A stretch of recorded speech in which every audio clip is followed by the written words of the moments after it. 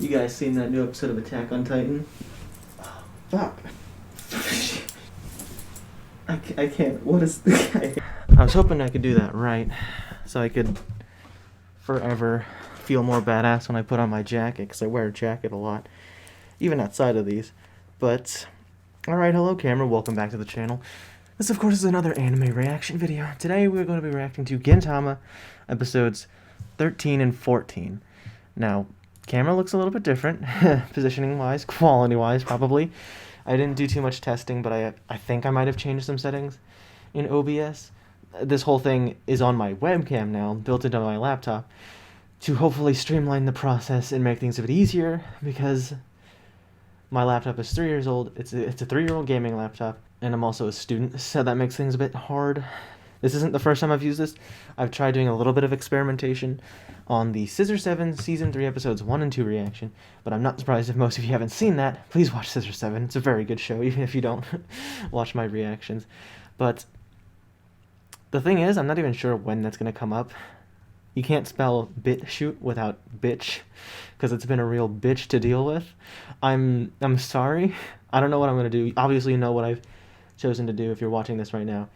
But I've tried uploading the uncuts to 𝓓𝓡𝓤 Season 3 Episodes 1 and 2 3 times now, and it just hasn't gotten through the whole processing stage. I don't know what's up with that, but BitChute seems really unreliable right now. I might have an alternative. I was looking into this a little bit, but having a free version of Pixel Drain seems like it's alright. I can upload 5 gigabytes per upload, which doesn't seem bad. I think I can keep it under 5 gigabytes for literally 2 episodes of reaction. The only thing that I'm concerned about, because it seems like you can have as many as you want, but it says it'll be expired 30 days after the last time it's viewed, and that's the only thing that's concerning. I have a 4 terabyte hard drive that I've had in my old desktop that I haven't used in a long time, that I can use as backups for everything. But who knows? I might try that out, but in the event that BitChute continues to be unreliable, I might have to go back to doing timer-based as well, alongside uncuts, because, again, I stopped doing those because, first world problems, I know, but doing timer-based and uncut really put me out of touching my computer for a long time. Let's say an uncut Gintama reaction was like 50 minutes. That means it'll be like 50 minutes to render and export from Premiere Pro. Gintama, like YouTube versions with the timer based and including like the time in between episodes where I do discussions, that extends it to about an hour. So that's like 2 hours just to render these videos. It's not even including the uploads. Uploads don't really affect the performance of my computer too much, but it's still something. I'll work it out. Don't worry about it too much, you know. I'm just whining about how hard it is to take anime and talk about it a little bit, while the anime still does a majority of the work for me. With that all being said, in the last reaction video, now that I've thought about it some more, those episodes are pretty 𝓓𝓡𝓤 heavy. We learned a lot more about, well, not a lot more, but some more about 𝓓𝓡𝓤 than I was expecting, because episode 11, I believe, was about what she used to do when she was younger, and about this guy that was in love with her and everything. And I think we also got some development of the relationship between Gintoki and 𝓓𝓡𝓤, which is really cool. And then episode 12 was really where we got some more look into 𝓓𝓡𝓤 and how she, feels about what was essentially explained to me in the comments. I'm not going to do another comment reading for now, but she basically took in stray cats, kind of like Gintoki, and kind of more literally like with Catherine, because she had the whole cat ears. And I thought that was really interesting. And one thing that was interesting, I thought about it again, I didn't point it out last time, but in the cemetery scene, with the flashback with Gintoki and 𝓓𝓡𝓤, I'm pretty sure they had his eyes covered the whole time, which is usually something reserved for like emotional moments in series. Like I know JoJo's Bizarre Adventure and like Berserk, like the manga, will cover up a character's eyes when they're like really serious or like upset about something.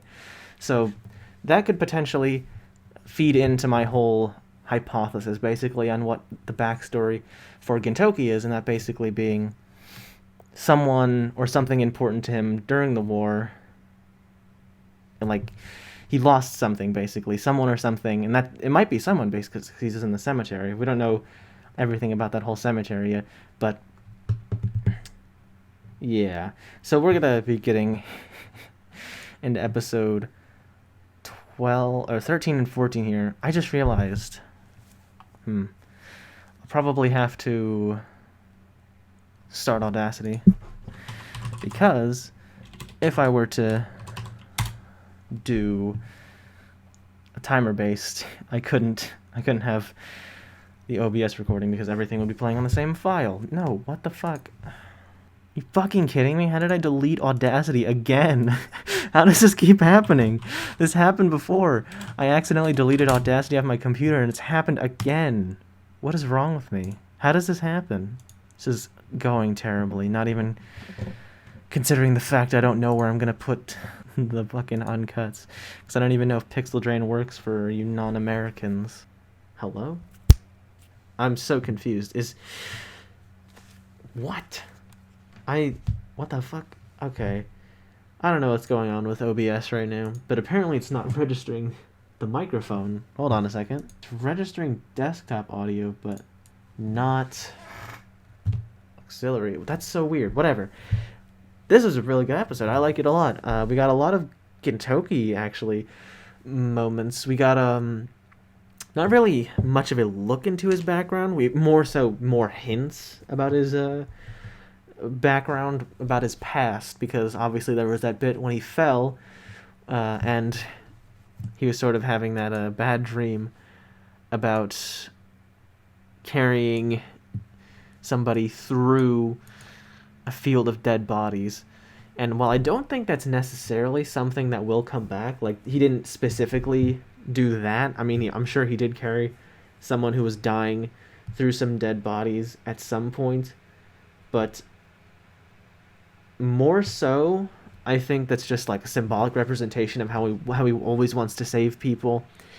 And I think that was like I definitely think that like conflict is going to come back in future episodes. It's not going to be restricted to just this episode, where that was sort of the point, is like his friends were taken away and he wants to protect them, but he's reminded of his past where he unfortunately couldn't protect some people, which I'm thinking it's going to be one or all of those people in that shot of when Gintoki was younger, except for Katsuda, obviously. And that's going to be probably heartbreaking when that happens, because as far as I know, that's not going to happen for a while. So we're just going to be spending a lot of time with Gintoki getting slowly, like, some extra things with him, like some extra insights as we go forward, but it'll still be a while before we're like explicitly shown everything. Basically, it's gonna be like a slow burn type of development or whatever for Gintoki. And while I don't think Katsuda didn't really have any kind of like development, so to speak, but his involvement in this episode has me liking him a bit more as a character, more than when we first met him. Like, when we first met him, I didn't dislike him. I thought he was kind of but I kind of disliked the fact that he was, like, constantly bringing up the past, because obviously Gintoki wants to move past that. But now that he's, like, helping Gintoki out with his friends, and the stuff he said at the end, like, now that you've got them, hold them tight, that was really sweet. And so, yeah, this has been a pretty good episode with lots of things going on, some great comedy, and then like a surprising, I didn't expect this, a surprisingly, do you hear the fans on my laptop going? Jesus Christ, why is it like that? I don't know why that is. But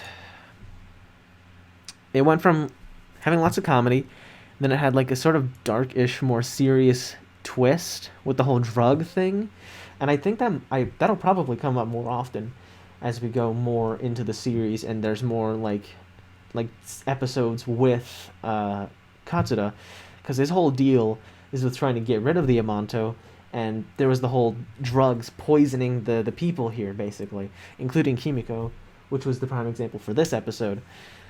So I imagine that'll come up again, maybe. That's going to be a bit more serious. You know what I'm surprised about? The Shinsengumi didn't get involved at all. Maybe it's just because there wasn't enough time in the episode. But since they're sort of like the police, basically, the whole drug thing, I feel like they would have to get involved with it at some point if this were to come back. Like, I could totally see that happening. And I wonder I wonder if the Shinsengumi did show up at some point. Like, that might have taken away from the whole, like, because this is pretty much a Gitoki-focused episode, and having the Shinsengumi show up and have, like, feelings toward, like, expressing their feelings toward this whole situation might ruin that. But I would be interested to see what specifically Hijikita Toshi, I believe. I'll get their names down eventually, but I would wonder how he would like react to like this being like the third time he's had to confront Gintoki as a Shinsengumi member. But I believe that is everything I've wanted to say for this episode. So we're going to get into episode 14 in a little bit. Has my jacket been unzipped this whole time? Dude, why the hell didn't you guys tell me? Jesus. Also, I came back after the pause, and Scissor 7, Season 3, Episode 1 and 2 reaction was finally available. I don't know why it took so long to get BitChute to work. But anyway, as I was saying, this was another great episode. I was about to say episodes, because it was technically split into 3 parts. More like 2 parts. But the third one, because the third one was more just like a funny thing. But this one was another great episode. I think... See, I'm torn between which I liked more, episode 13 or 14, because episode 13 was some great Gintoki development. But on the other hand, this episode had a, like... I don't want to say a bit more happening, but technically there was, because it was 2 separate stories. But I really liked the Gintoki. I loved the Gintoki focus, but I also really loved the Shinsengumi sort of development, as well as the Kagura stuff, because I like all of the characters so far. I really like. And I'm thinking that if maybe like the Kagura focused episode with Soyo was its own episode, it would be a real contender for which I liked more, 13 or 14. But since it had to share space with the Shinsengumi stuff, and vice versa, the Shinsengumi stuff had to share stuff with the Kagura stuff, that makes it hard for me to say whether I like 13 or 14 more. I'll give it to 13 because it had a lot of stuff that I loved, but 14 had a lot of stuff that I really enjoyed about it as well, just not as much. But, and fuck, VLC, why you gotta do this? I have to, there we go. Like that popular nationally known anime. I wonder what that means. I don't know what they mean by that. Please feel free to tell me in the comments. Let me go back for a second. What exactly does he say to set off? Oh, hold on. Okay. Oh, fuck. Okay, so he said he's useful as a meat shield as an ape should be. So that wasn't him knowing specifically. That was actually Sogo just like reacting that violently because he likes Kondo, which I'm sure we'll get a look into more of, because that's what I was hoping for. And again, I don't know if I've just forgotten, but I hope there's more of like a look into why Sogo and Toshi like Kondo so much. Because he's obviously like a nice guy. He's a bit goofy, but he's a nice guy. So I can see why they would like him, but they seem to have like a very intense loyalty to him. And so I wonder what the reason behind that is. How old? I wonder how old like Sogo, Kondo, and Toshi are, because wouldn't that be something? Like, whatchamacallit? He saved them when they were, like, young, so now they really look up to him. It's kind of like Yakuza with Kazuma, Kiryu, and Nishiki, as well as Kazama. Also, no spoilers. I still haven't finished Yakuza 0. But let me rewatch this scene. Remember those days when we were like thugs, uneducated rogues who knew nothing but how to swing a sword. Who was it that welcomed us into a special dojo? You know what? That could just be it. That Kondo, since he's such a nice guy, when everybody, including like Toshi and Sogo, were lost in life, he accepted them with open arms, basically, which honestly works. And then, obviously, I think the highlight for this episode was the stuff going on with Kagura and spending time with Soyo. That was fun seeing Kagura hang out, have a good time with another girl that was, I guess, a little bit older. I don't know specifically how much older, but older than Kagura, which at first I thought they were the same age. But either way, it was still a lot of fun to see them hang out, because that's part of, like, how you're supposed to, like, work with flat characters. Because I think I mentioned it before, and I think somebody in the comments, like said, yeah, basically, Gintoki is kind of like a flat character. But with flat characters, it's not about how they change over the course of the story. It's how they change the world, or how, like, the world reacts to them, basically, which is, in my opinion, works just as well as, like, dynamic characters that change over the course of the series. It's why I like Bleach and Berserk so much. Guts is a dynamic character that changes over the course of the series. Ichigo is more, oh shit, that's not even true. Never mind. Ichigo technically is a dynamic character because he does change, even if it's a bit more subtly over the series. He doesn't not change. You know what? Enough of my pseudo-intellectual analysis stuff. I am not qualified to make anime analysis, or analysis of anything, really. I'm terrible at it, don't worry.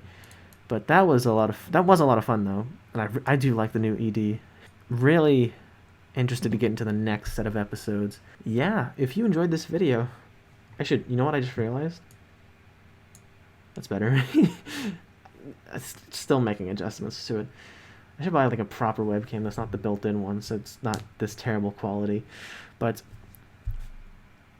if you enjoyed this video, make sure to smash that like button, subscribe, and turn the notifications on so you don't miss an upload of Gintama or anything else that I post on the channel. Thank you all so very much for watching. I'll see you later, camera. Peace.